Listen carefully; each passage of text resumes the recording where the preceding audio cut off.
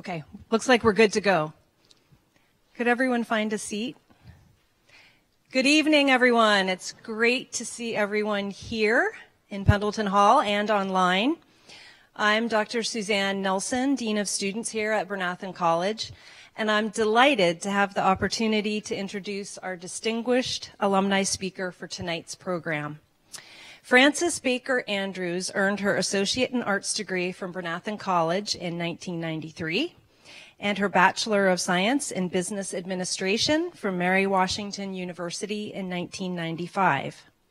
Frances is a woman's account specialist with Myriad Genetics, a company that performs DNA analysis to personalize medical management for patients.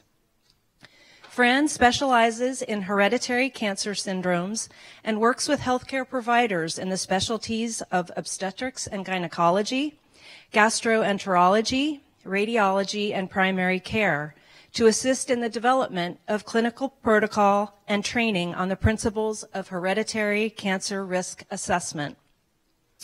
The goal is to ensure that all patients are appropriately screened and counseled so that they may be offered the most appropriate management based on the level of cancer risk that is presented by their DNA.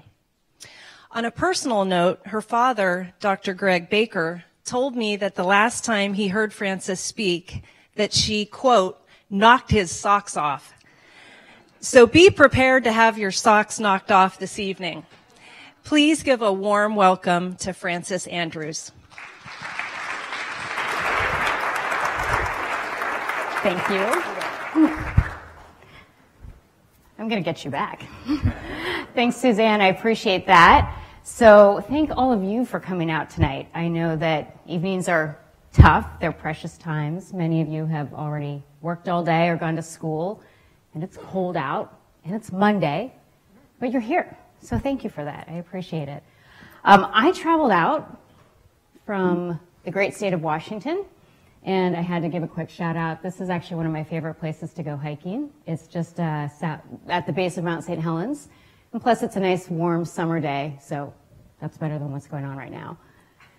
So for those of you that don't know, although Suzanne just told you, I'm the daughter of Greg and Mark Baker, and I apologize. This photo is a little bit blurry, but I wanted to show it because they weren't expecting it. And, and it was a good day, and I love the expressions on their face. This is taken a couple years ago when we were clearing our property, and they were very appropriately dressed in knee-high muck boots because we were clearing the property, and there's a big burn pile behind them, so it was a good day, a good memory. So I grew up in Pineland Park. I can't even tell you how many times I walked or rode my bike between Pineland Park and the schools. And when I was a little girl, I used to like to say to people, I'm not related to anybody in Bryn Athyn, because that was kind of different, right?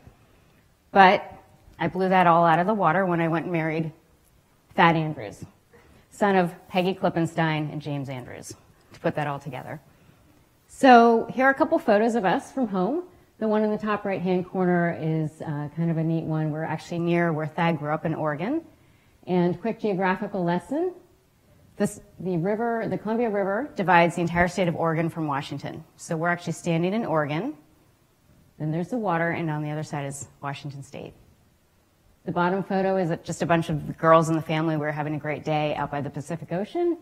And then I had to put one up where we're actually dressed up because that doesn't happen very often, where Thad and I are both dressed up together. So there you go. So I will share with you very candidly, when I was first invited to come and talk tonight, that my reaction was very similar to, that. It's kind of a strange concept to think you're going to get up and talk about yourself and your work, but I took some time to think about it. And I thought, well, you know, I might be involved in a few things that could be helpful to some people. So I should come out, and if it helps a few people get a few little bits of nuggets of information, that's great.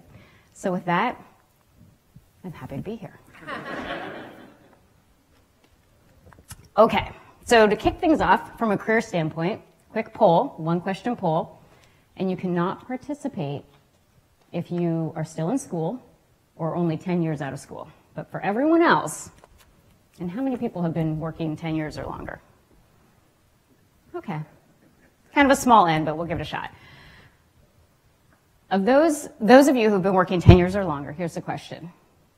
Your last year of school, could you have predicted either the job that you are currently in or the job that you retired with? Who can raise their hand? 1, 2, 3, 4, 5, 6. That's good. All right. But you can see that most people have changes in their careers. And for those of you who are in school or less than 10 years out, it's a fun ride. You never know what's going to happen in the future, and it's a big world, so be open to things. I certainly couldn't have predicted where I am now, so that's kind of fun. Now, when I was in college, I knew I wanted to do something in business, but I really had no idea what. And frankly, I didn't really like school. I wasn't a very good student. I didn't like taking tests. I didn't like sitting still. I was much more of a doer, so I thought, okay, I'm going to get out and do stuff, and I'm going to figure out what I want to do for real work by getting hands-on experience. So how did I do that? I keep hitting the wrong button. Internships. So in 1991, internships weren't extremely common, but they were out there. And I figured out after getting my first one that if I just showed up and I was relatively well-dressed and I said, hey, I'm a college kid and I'd like to learn, and can I work for you for free? That it wasn't that hard to get an internship. So I actually ended up pursuing not just one, but 4. So the first one was down the valley at Holy Redeemer Hospital. And I worked in their human resources department, which was a great opportunity to work in a small department within a really big organization. And there were 5 or 6 of them, and each of them had their own specialty. And they each took me under their wing for a short time, and I got to learn. And it was really my first exposure to things having to do with a real adult job, like benefits, and dare I say, pensions. And then my second internship was at the CBS affiliate in downtown Philadelphia. I worked for a consumer reporter. Think back, 80s, early 90s, squeeze your nose and say his name, Herb Denenberg. Who remembers Herb Denenberg? Yeah. So he was actually great to work for. At any given time, depending on how many interns were working for him, which kind of flexed between 1 and 3. Again, small staff in a large organization. So there were 8 or 9 of us all together working for Herb within CBS. And that was a great job for me. I really loved the hustle. Every night there was a deadline, right? You're going on air. You have to make sure that you're tight, you're accurate, you can think on your feet, and you know what's coming next. So that was really neat, and I enjoyed that. But ironically, what I really got out of that experience was something different. And it didn't dawn on me really in the moment, but in retrospect, this is when it became clear to me. He had 2 producers, and they could not have been more different than night and day in terms of their approach with people, their communication styles, and the way that they really executed in their roles. But the thing is, they both did a great job. And for me, that was the first time that I really acknowledged that, you know what, in order to do something well, you have to bring your own strengths, your own talents, and your own uniqueness to a role. Not to mention, that's going to help you to enjoy it too, right? So that was great, because before that, I had this misconception that in order to do a job well, you had to find somebody that did a job well, mirror that person, and then you were good to go. And that's just not sustainable, right? I mean, maybe a little bit to get started, but not long term. My third internship was after I moved to Virginia and finished up my junior and senior year at Mary Washington College. I worked for a small family-owned company. They had a temp agency, and I did a lot of different things for them, but what I remember most was I did a ton of one-on-one interviewing, and this was great.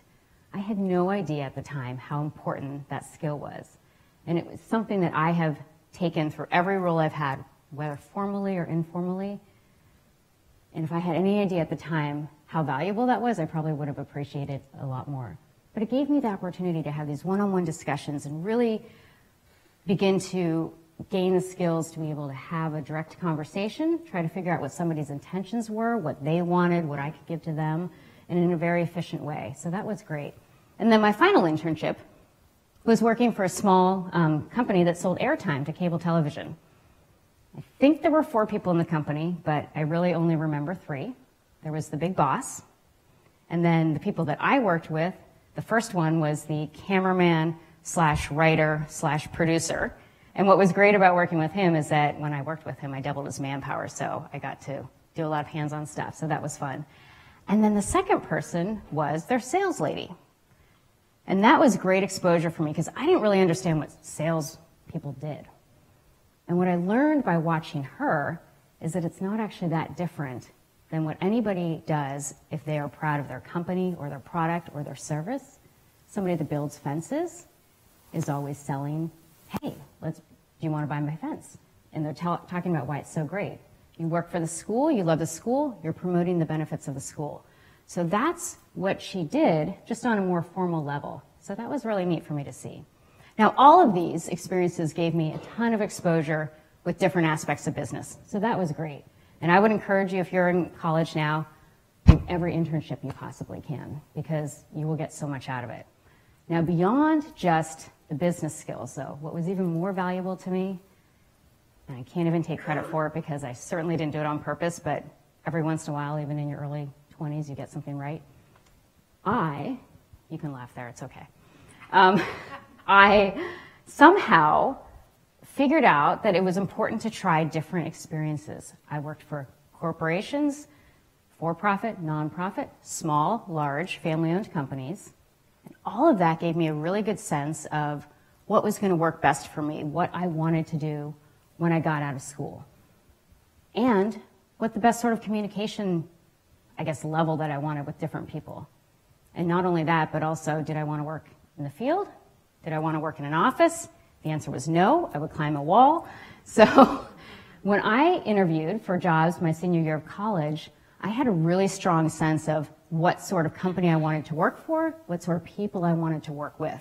And I felt like I had enough experience to really sort of interview them as much as they were interviewing me. And that was incredibly valuable because it's a big decision where you're going to go, who you're going to spend your time with. So this is kind of funny, but really, when I accepted the role with the company that I chose to work for, I didn't really understand that role. I didn't really have a clue what it was all about, but I loved the experience I had with that company interviewing them. I loved the research I had done, the customer reviews, etc. So what did I do? I accepted a role with a company called Amica Insurance as a large loss adjuster, personal lines of insurance. Wow. Huge education. First of all, I had to become very proficient at reading an insurance policy, which, let's face it, we all should know how to do that, but it's like reading a foreign language. So that was great. But three main areas. I did homeowner claims, so I had to learn a lot about construction, and then medical and legal. The construction piece, I got a total kick out of. They would send me to these little schools, and I'd learn how to drywall. I'd learn how to do roofing, frame a house, all that stuff, which I just thought was fun. Hands-on work. In fact, it actually spilled over into my personal life. When Thad and I bought our first rental house, it's just us. We were doing all of it. We tore a lot of it down to the studs. And that should have scared me, right? But it didn't, because I had a very good understanding of what was needed to build it back up. Didn't hurt that he was also very handy. So that was great. And then in terms of injury claims, a lot of them had to do with car accidents, people that were in auto accidents with our policyholders and who had been injured. And so we needed to make sure that they were fairly compensated, but also that our policyholder wasn't taken advantage of. I dealt with a lot of really serious soft tissue injuries, broken bones, traumatic brain injuries, and unfortunately, a lot of fatalities. Read thousands of pages of chart notes, became really familiar with the recovery process, the therapies involved, the pharmaceuticals, all that sort of stuff. And so that was really good and kind of started to get me interested in medical. Ultimately, my job was to negotiate some sort of settlement, compensate these people for what they had been through. Now, often we could do that out of court, and that was great. But sometimes we ended up going through the legal system.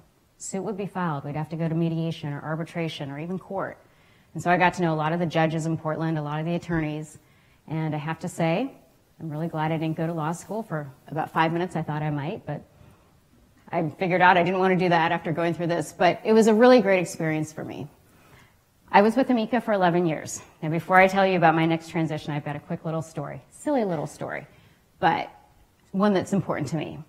So part of the deal was, when I accepted my role with Amica, my senior year of college, they made it contingent on me being willing to move to any one of their 33 offices throughout the United States.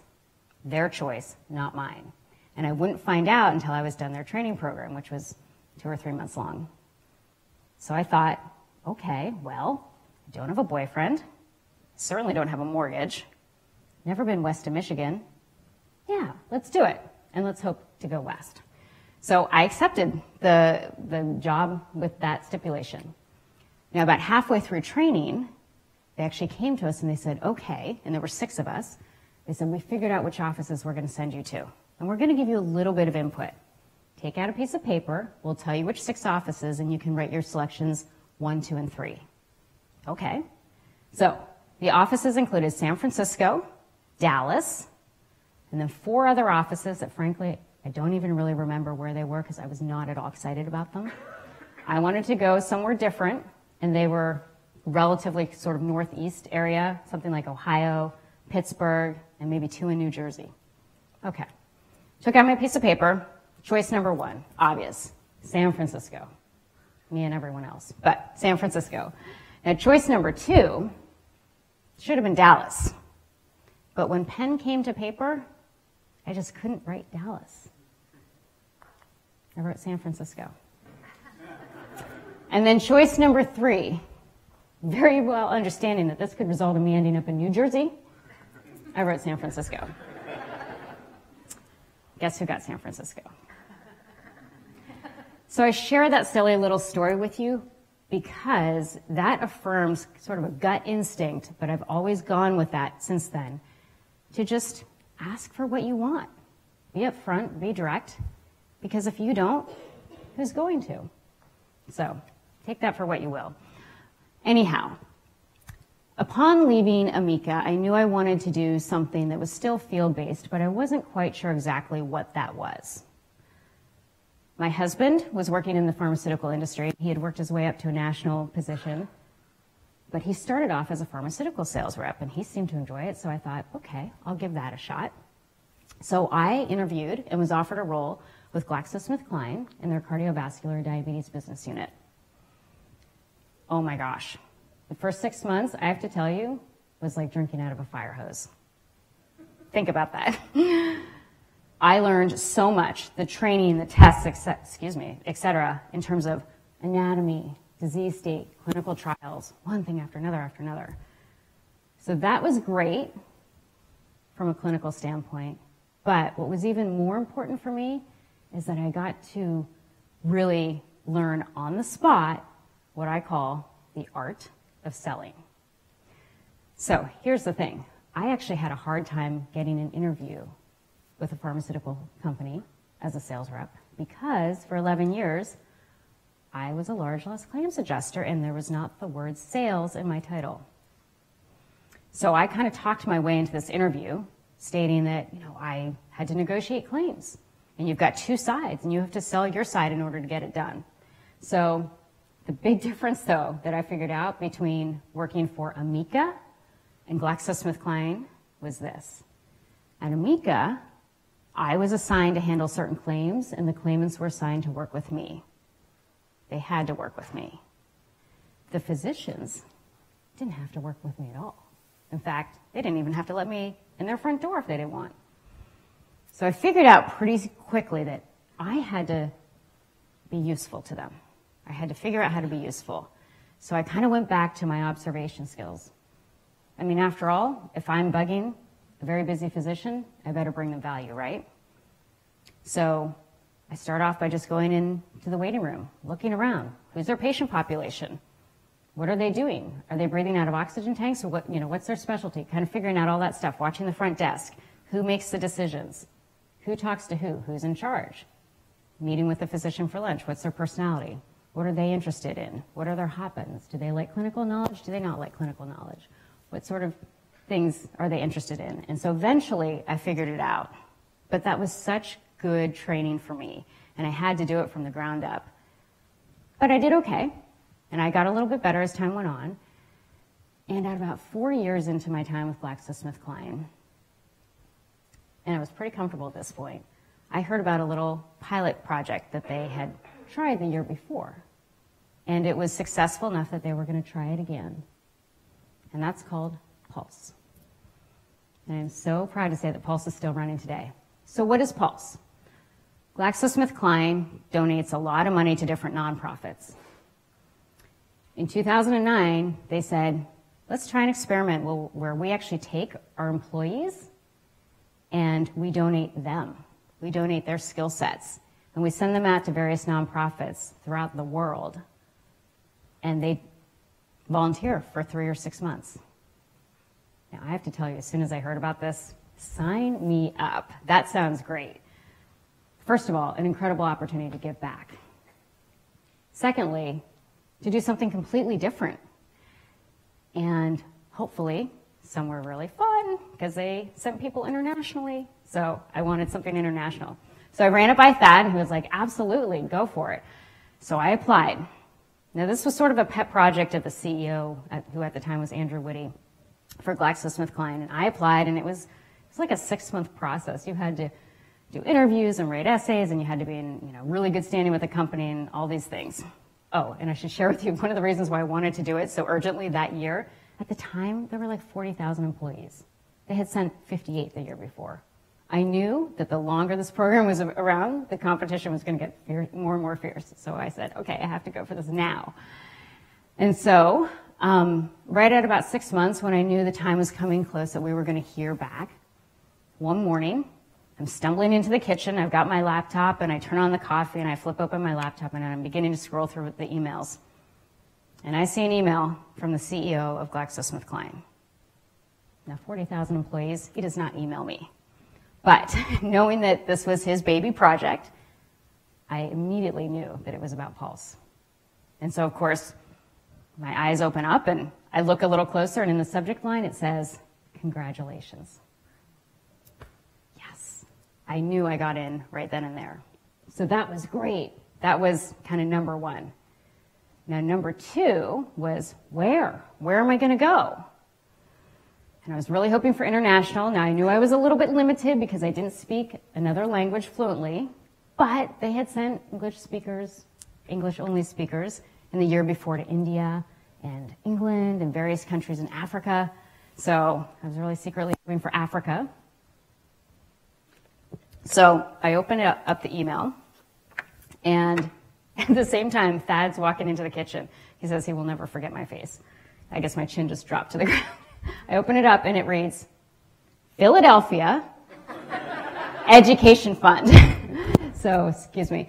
So I went, oh my gosh, Philadelphia? Okay, you can imagine what was going through my head.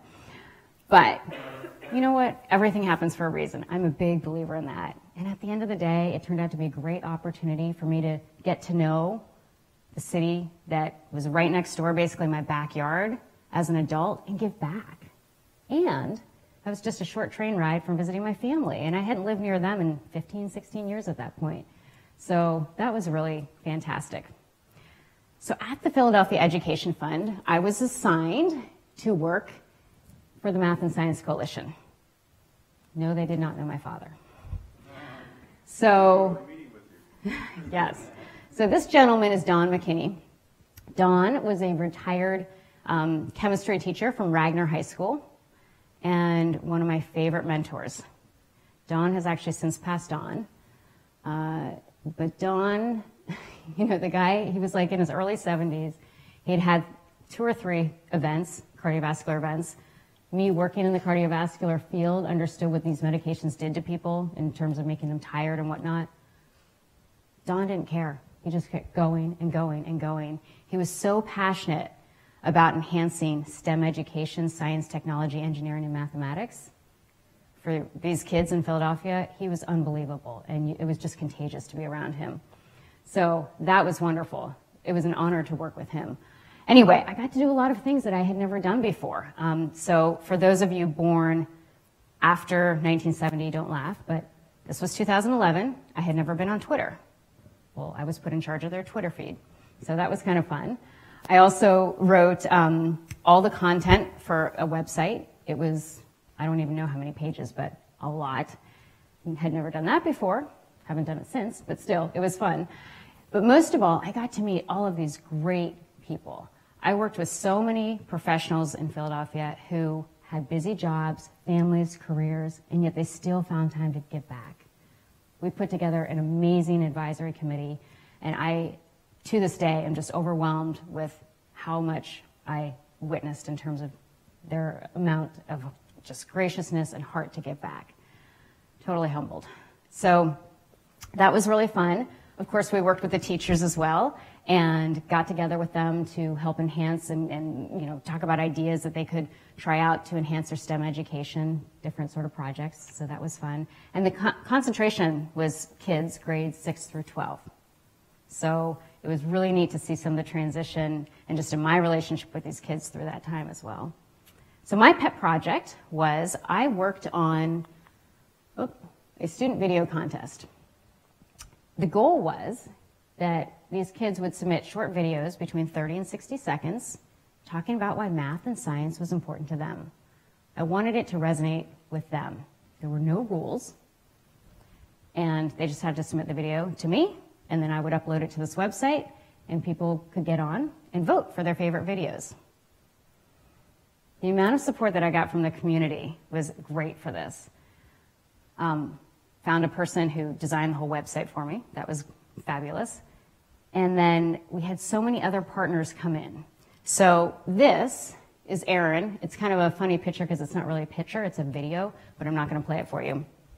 Aaron, at the time, was an NFL cheerleader with the St. Louis Rams. And she is part of an organization called Science Cheerleaders, which was started by Darlene Cavalier, who is in Philadelphia. And it's a nonprofit organization made up of professional NFL and NBA cheerleaders. They all work in STEM professions, but they also all volunteer throughout the country to promote STEM education, which is pretty cool. And so she put together this little video that went out to all the kids in the Philadelphia schools, encouraging them to submit their videos. And it was great. It was a really cute little video. And ultimately, we got support from a lot of different neat folks. We put together, we had 2 age groups, high school and middle school, and the top 3 voted videos in each group went to a panel of judges. 4 people, very high up from Apple, volunteered to do that piece of it. We had the Phillies involved. Their director of communications, Scott Palmer, was amazing. He volunteered to be master of ceremonies for these award ceremonies that we had. We went to each of the kids' schools, each of the winners, and we made a big deal out of it. And he was phenomenal. In fact, at the Dobson Elementary School, I'll never forget, so we had a big auditorium, I mean, probably 4 times the size, filled with elementary school kids. And we're in the middle of this awards ceremony. It's pretty serious at this point. And all of a sudden, on the back door, bang, bang, bang. The kids kind of look around like, what's going on? Bang, bang, bang. And suddenly the doors come flying open, and the Phillies fanatic comes running down the aisle. He's, you know, and all the kids go nuts, and he's throwing candy at the kids and all this stuff.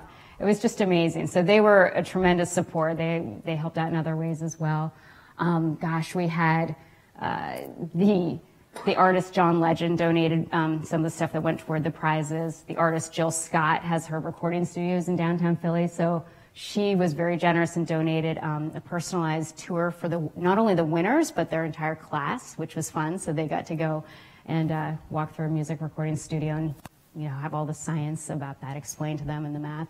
So it was really neat. We had a great time. Ultimately, these kids, oh my gosh, we had 81 videos submitted, and I think there were over 300 kids involved with that, and over 25,000 page views.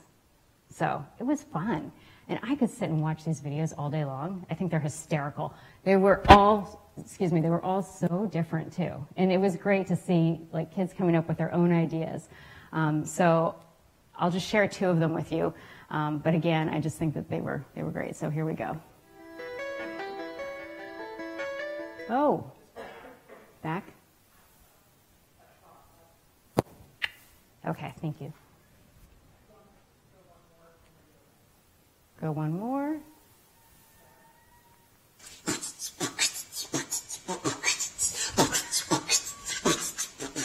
+ 1 = 2. If you don't know that, you're not cool. You a fool. Go to school for the most important tool. ABC 1, 2, 3. It is elementary. It's like 6:45. I'm just opening my eyes, going down to school to get my conversation. But first I make a stop at the hot chocolate station. I get a large cup for a cool 150, but then he gives me 2 cups. What was he thinking? I looked at him, then I looked at the cups. Oh my gosh, here comes my bus. I'm sitting on the bus looking at my hot chocolate. I know something's wrong, so I go to Miss Rockland. I told her the story of how I came out ahead. Was this guy absent when they learned how to add? I'm sitting in class with my pen and my pad, calculating the total that the man should have had.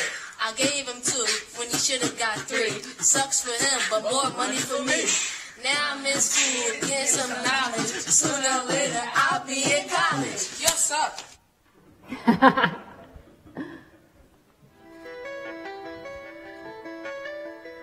On stage and in the classroom, dance and science share more than you might expect. Consider the relationship between math and dance, a pure science. The rhythms of dance are mathematical and are part of how dance is taught. Also, students learn concepts of geometry by acting them out through dance. Science in the form of technology has a very close relationship with dance. Dance technology has become a field of study and is used to help with design and choreography of dances. Without the main structure of our muscles and bones, we would be unable to do things like this and this. Although at first glance, dance and science may appear to be 2 different worlds, they are closely tied together, and science and math are both used in the lives of dancers every single day. Cute, huh? Super sweet. So as my time with the Philadelphia Education Fund was beginning to sunset, and I was preparing to return to the Northwest, I was reflecting on my work, and I knew it was time for a change. I still wanted to do something in medical, but I wasn't quite sure what that was. So I've been talking for a little while.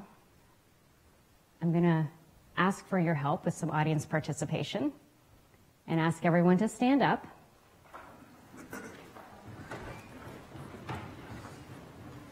And I'm going to ask you a series of questions. There's 4 of them. And if the answer is yes for you, I'd like you to have a seat. So question number 1. Please have a seat. If you personally have had cancer.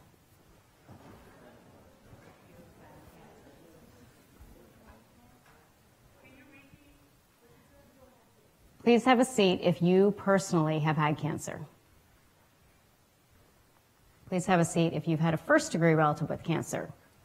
So that includes parents and children and siblings. Have a seat if you have had any second-degree relatives with cancer. Grandparents, grandchildren, aunts and uncles, nieces and nephews. Finally, third degree. So these are your greats, like great-grandma, great-aunt, first degree, or first cousins.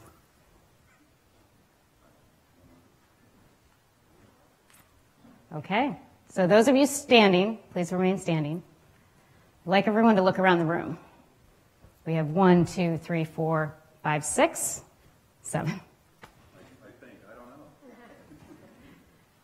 8. I don't think I got you. So if you'll remain standing for just a moment.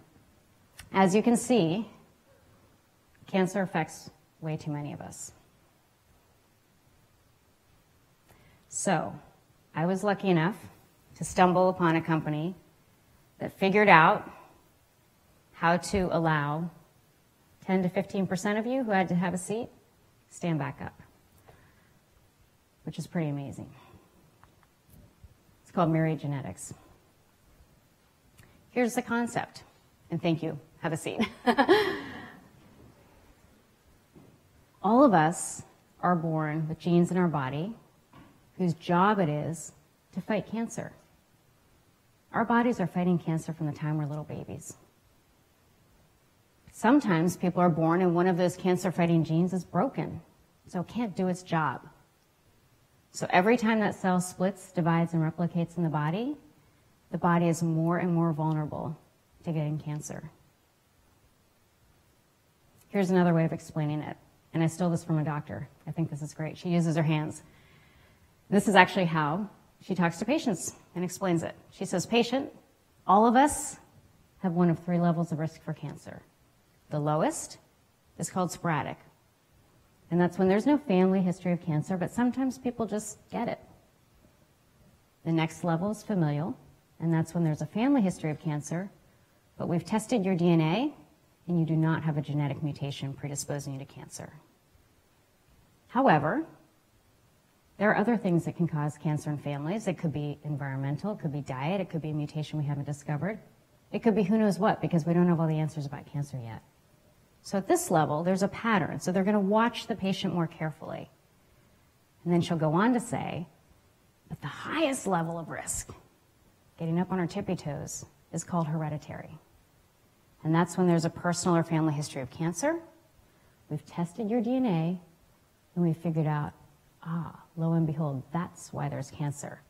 You have a broken cancer-fighting gene. The medical term is mutation. And then she'll go on to say, now, I know you're not down here because you have a family history of cancer.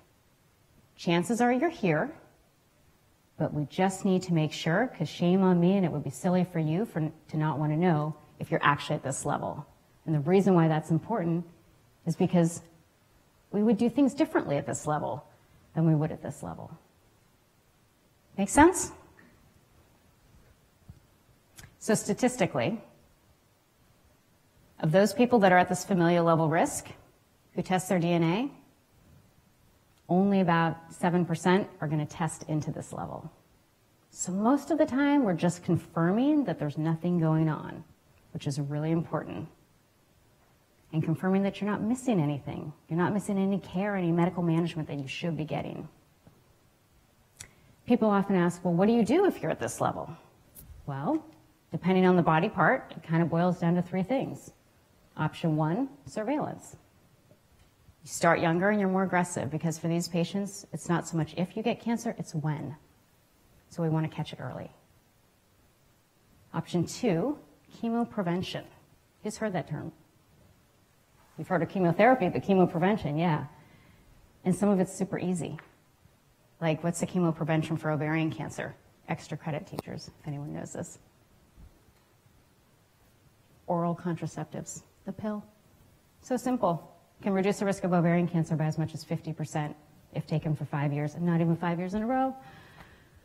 Option number three, risk-reducing surgeries. If you remove the body part, take it out, basically drop your risk of getting cancer in that body part down to very little.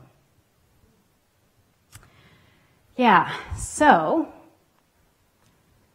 this is another illustration going with the hands, sporadic, familial, hereditary. This is female breast cancer. 12% of females will get breast cancer, even without a family history. I should stop here and say female breast cancer is actually one of the higher percents for all of these. The familial level risk, if you have a family history of breast cancer, your risk of getting breast cancer can be as high as 50%. So that's this middle level. And then if you have a mutation in a particular gene called BRCA1, your risk of getting breast cancer by the time you're 70 is 87%. So how much breast cancer is caused due to this? It's about 12 to 14% of all breast cancer is caused due to a mutation. So that's when I said that 10 to 15% of you who had to sit down could have stood back up. That's where I got that number. What other cancers are we concerned about with these mutations? Well, the four biggies are breast, ovarian, uterine, which is also endometrial, and colorectal. So looking at the second column here, annual incidence, that's in the US. It's about 475,000 cases of cancer every year. If you look at this last column, that's about 60,000. So in theory, if everyone who had a family history of cancer had their DNA tested and then were compliant, you could reduce the annual incidence of cancer by 60,000 people. Are we impressed? That's pretty good, right? That's a big deal.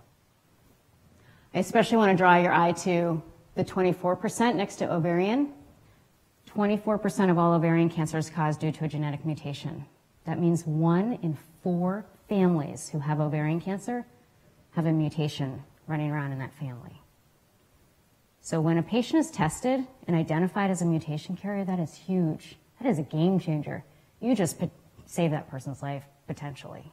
And not only for that one patient, but these things run in families. So you have brought to light for the entire family what's going on and explained, why did grandma have cancer? Why did mom have cancer? And now that we know, you can do something about it. So this is a really busy slide. I just wanted to show it to you more from a 30,000-foot perspective. On the left-hand side are all the genes that are tested, and on the top right-hand side, it talks about all the cancers.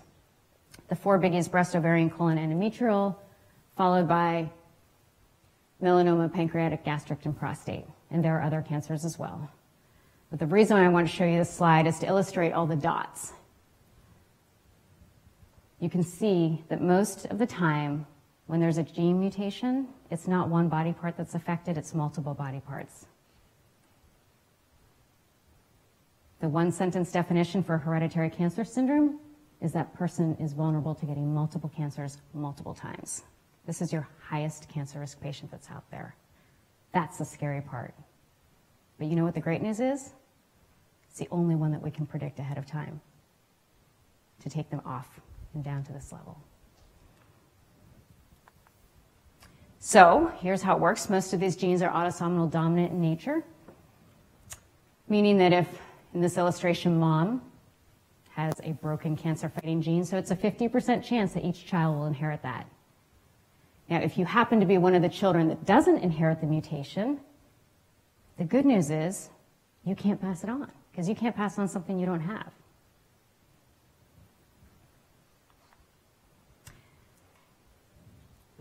Looking for these mutations before you get cancer, based just on family history, is supported by multiple medical societal guidelines.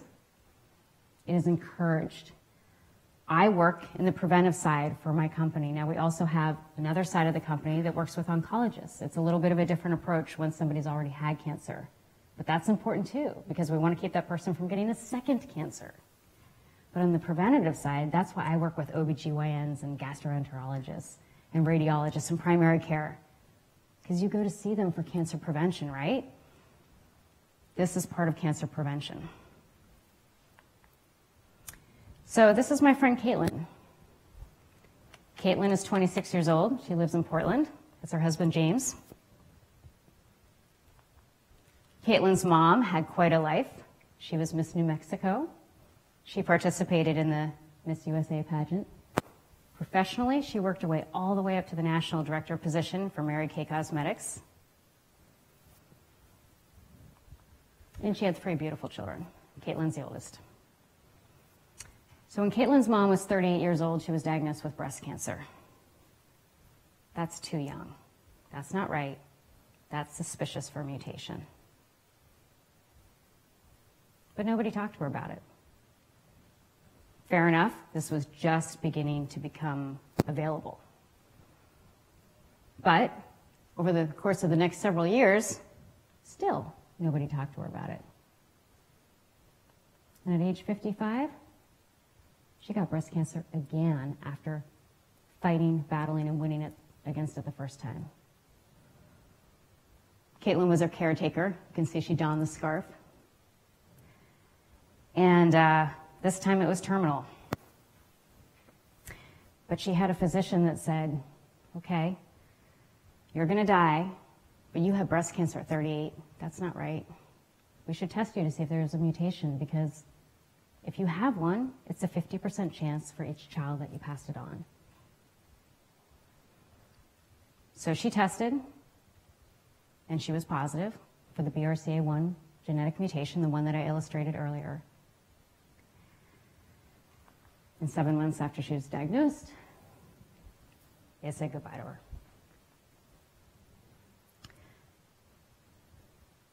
Caitlin also tested, but she never told her mom. She got her results a month before her mom passed. She didn't tell her mom because to her mom, having a mutation meant death. It was a death sentence. But I'm very proud of Caitlin. I didn't know her at this time, but at 22 years old, she was a smart cookie. She had done her research. She looked up the guidelines. She studied the National Comprehensive Cancer Network. She went through everything. And she figured out, if I have a mutation, it's not a death sentence. It just means I have to do things differently. So, at age 24, she'd been married about 6 months at the time, she got a double mastectomy, risk-reducing double mastectomy, prophylactic. Her instincts were right on. 3 days after her surgery, pathology came back, and guess what? She had stage 1 breast cancer, didn't even know it. So, at 24, Caitlin became a breast cancer survivor. Now, before I came to work for Myriad, I had never heard the term Pre Biver. Does anyone here know what a Pre Biver is or heard that term? Do you want to share what you think it is? You want me to? Someone who's had a risk for cancer diagnosis and takes an action that then usually has significant consequences, like a preventative double mastectomy, which includes a significant amount of physical trauma, even without maybe the emotional weight of an actual cancer diagnosis. There's still the burden of the emotional burden of the cancer risk and then the physical repercussions. And so the term Pre Biver is used to describe people who have their own distinct kind of fight or battle. Thank you. That's excellent. And my apologies, because I just realized I wasn't supposed to do that. Sorry, Lilia. You don't have a mic, so they can't pick you up in the video. Essentially, it's somebody who is predestined to get cancer due to a diagnosis of a hereditary cancer mutation or some other high-risk cancer source. However, they've taken medical management to put themselves in the position to not get cancer. So, this is Diane and her husband Walter. They live in Phoenix. And Diane is one of my favorite pre-vivers. She has a heart so big, when she walks in a room, it just fills the entire room. And everyone feels it. Diane came from a big family, and if she were here, she would tell you all these great stories about all of them. I think she's got, 5 generations up here. But unfortunately, one of the things that she would tell you is that they all had, or not all of them, but many of them had something in common that wasn't so fun. They all got cancer. So one by one,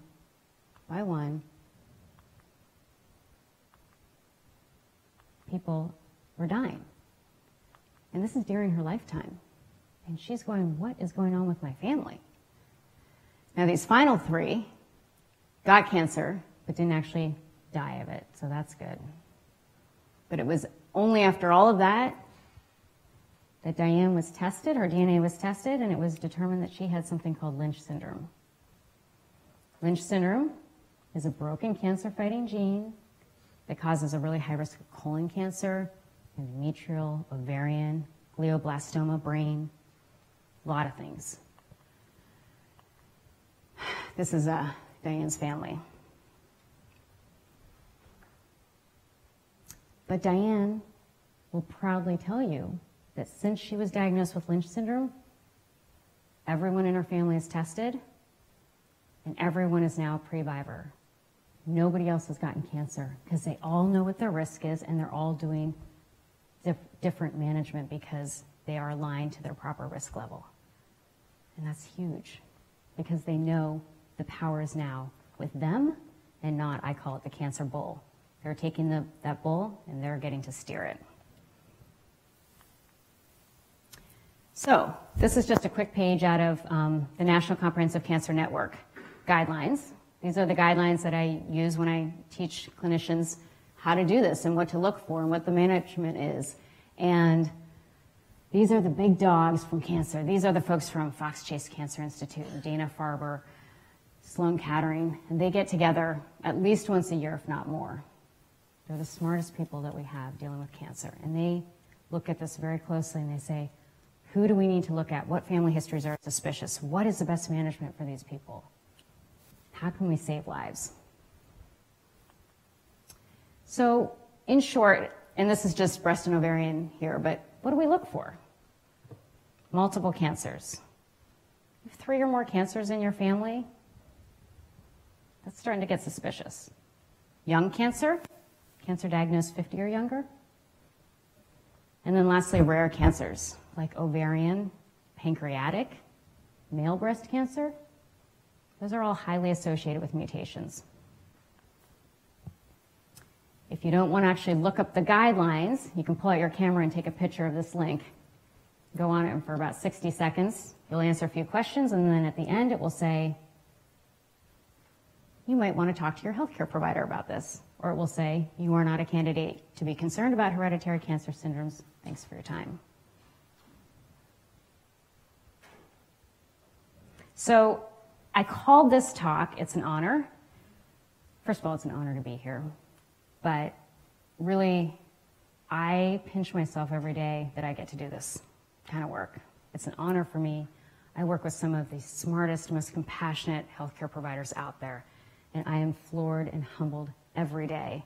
And the stories that I hear are amazing. I'm not on the front lines like they are, but I'm behind them saying, all right, let's figure out how to do this.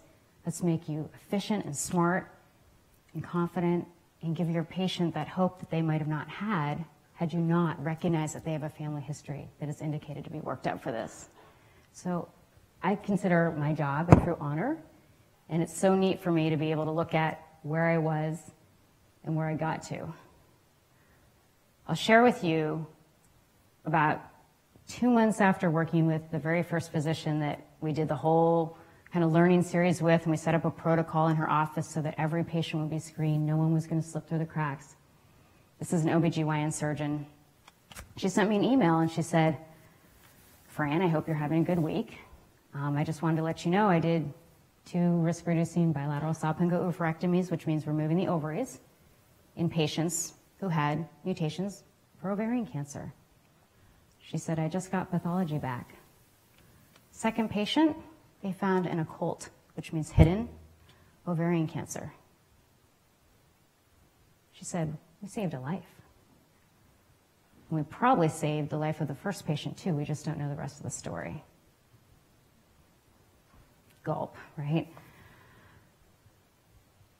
And then, I mean, I get this sort of thing all the time, but another neat story, and this just happened about a month ago, nurse practitioner had a 38-year-old female in front of her, and this female, of course, too young for mammogram at this point, but the nurse practitioner happened to notice that she had 3 pancreatic cancers in her family. That's not right. Now, a lot of these pancreatic cancer mutations they're linked to breast and ovarian cancer. There was no breast cancer in the family, there was no ovarian cancer, only these 3 pancreatic, and they all presented in females, older females. So you would have thought, oh, if there was a mutation, she would have gotten breast cancer or one of these other cancers first. But nevertheless, the patient met guidelines, she worked her up. Guess what? That patient was positive. Same mutation, BRCA1 that Caitlin's mom had. 87% chance of getting breast cancer by the time she's 70. So this nurse practitioner very appropriately, per guidelines, said, let's get you a breast MRI just to make sure nothing's going on right now. So this patient got a breast MRI. Within the next few days, they found stage 1 breast cancer. That patient was still 2 years away from getting her first mammogram, and that's assuming that she was compliant and went on time. Huge. So it's an honor to do the work that I do. I am a big fan of being an advocate for yourself. If this is something that you feel might apply to you or someone you love, learn about it. Look up the guidelines. Anybody can find the National Comprehensive Cancer Network guidelines. Go to www.nccn.org. You have to sign in, create a password, but it's free. Educate yourself, because knowledge is power. And the last thing that I want anyone to do is bury their head in the sand. So with that, I am happy to answer questions. And I've got one little request. if it's a question having to do with the last piece that I talked about, the cancer bit, and I've done these talks before, and the natural kind of a direction that sometimes people go is they ask a question, they say, well, my family history includes X, Y, and Z. Should I test? And just for the sake of the audience, I would prefer and kindly request that you keep your questions more general as opposed to your specific family history. So with that, I'm happy to answer questions.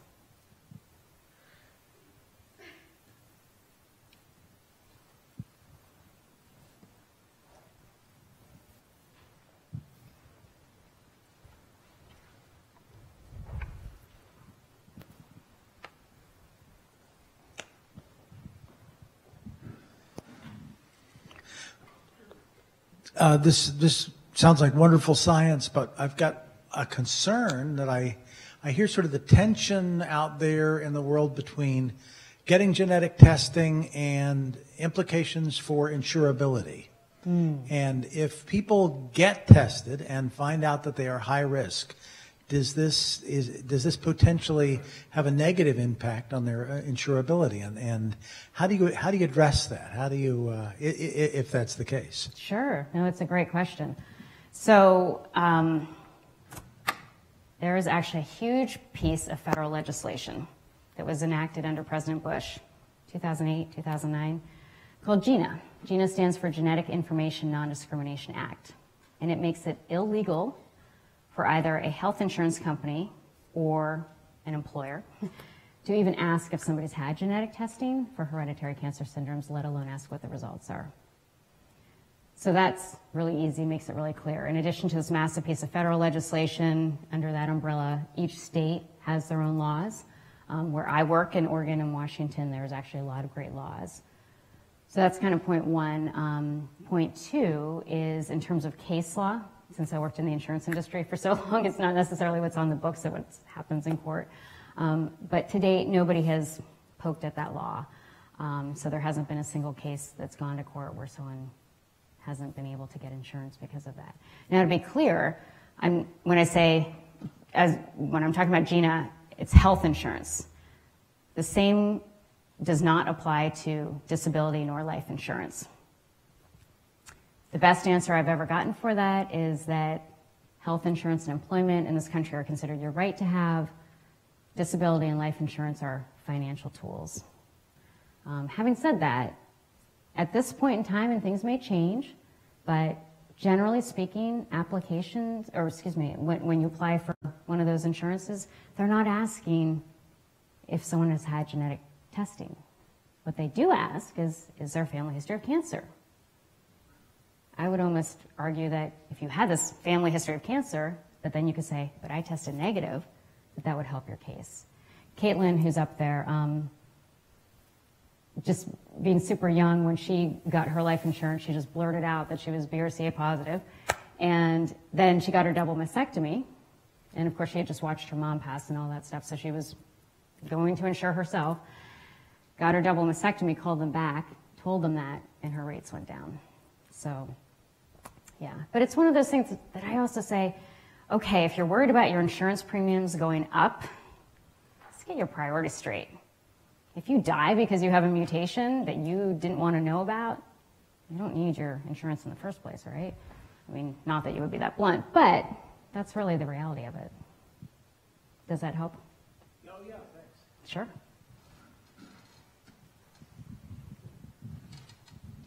What's the recommended age to get tested? Are you recommending test children? How young should you go? Yeah, thank you for asking that question. So there is a soft guideline from NCCN 25 and up, but it's a soft guideline. Our company, if we receive a DNA sample from anyone under 18, we will reach out to that doctor and say, are you sure you want to do this? Now, the reason we cut it off, or we start at 18, is because that's kind of the youngest, with the exception of one gene that's really rare, and really the management is exceptional for, and does involve pediatric management. But 18 is really when you start to change management. So we want to make sure that, number one, it's useful. What are you going to do with the information? Is it actually going to provide utility? Is it going to change medical management? And at 18 and up, it does. But the other piece of it too is psychologically, this is a big diagnosis. And so when I'm working with healthcare providers, I mean, they know their patients, and there's a little bit of a judgment call in there, you know, when do you bring it up exactly? So level of maturity, level of family support, that kind of a thing. Interestingly, almost like only a week apart, I had the same doctor have two 16-year-olds that needed testing, that came in asking for testing. Both of them actually had no mutations in the family. So that obviously elevates their risk significantly. The first came in with parents, very supportive. She had obviously been very involved in the whole process. They were right there with her, and he felt okay about testing. The other one, a week later, came in all by herself, estranged from her mother, lived off and on with her father, and he elected to say, hey, why don't you come back in a couple of years and we'll talk about this some more. Thanks for the question.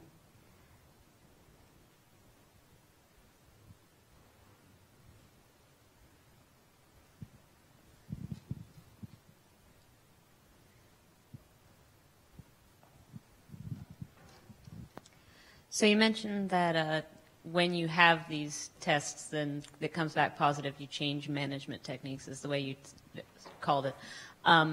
Is that primarily screening, or is there lots of cancers that there are prophylactic measures that can be taken? Yeah, so great question. Prophylactic double mastectomy, that's a pretty obvious one. Removing the ovaries, that is actually what they call in the medical world a level A recommendation from ACOG, the American Congress of OBGYNs, to remove the ovaries if someone has a mutation for ovarian cancer, either post-childbearing or age 40, 45, depending on which mutation it is, 35 to 45, I should say. And that's because ovarian cancer is such a bear, and you can't diagnose it early stage. So they say, your ovaries are sitting ducks, get them out once you're done with them. When it comes to colon cancer, some of these mutations, and it depends on the severity, but some are so severe, they're getting colonoscopies every year. So if you forget everything I say about colon cancer, remember this one thing. You know, a normal person gets a colonoscopy every 10 years, and the reason being is that your adenoma progresses to carcinoma. It takes 10 years. If you have a hereditary cancer syndrome, it's like those things are on steroids. They can develop into cancer in a year. So those patients are supposed to get colonoscopies every year. Now, if they're not compliant, then their gastroenterologist is having a conversation about a partial or total colectomy, which is removing the colon. Diane, who I shared with you, she actually had so many scares with it that she elected to remove her colon. She's like, but I'm alive and I get to spend time with my grandkids. So what? I have to have a little different diet or whatnot. She's completely fine with it because she recognizes the value that that provided. The one that's really tough, and of course, I didn't address endometrial cancer, uterine cancer, you can remove your uterus. Pancreatic cancer, we can't do much for that. We don't know much about it, and so we're limited in what we can do for that. So does that help? I'm trying to think of what you can remove your prostate. Melanoma, you can't really remove all your skin, but yeah, those are some of so it's actually considered very much recommended, and depending on the mutation in the body part, you know, just different levels, but yeah.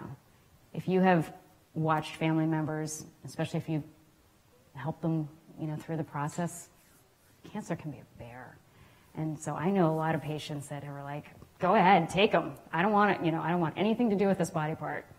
And they're happy to have it not be hanging over their head. I talk about these patients, you know, they've grown up with this family history, and some have seen it up close and personally, and others, it might have been a, you know, paternal grandmother that died of ovarian cancer that they never met. But to one degree or another, they're all walking around with a black cloud over their head. So when they address it, like Caitlin, that black cloud suddenly goes like this. She doesn't think about it every day because she doesn't have to. Any more questions or?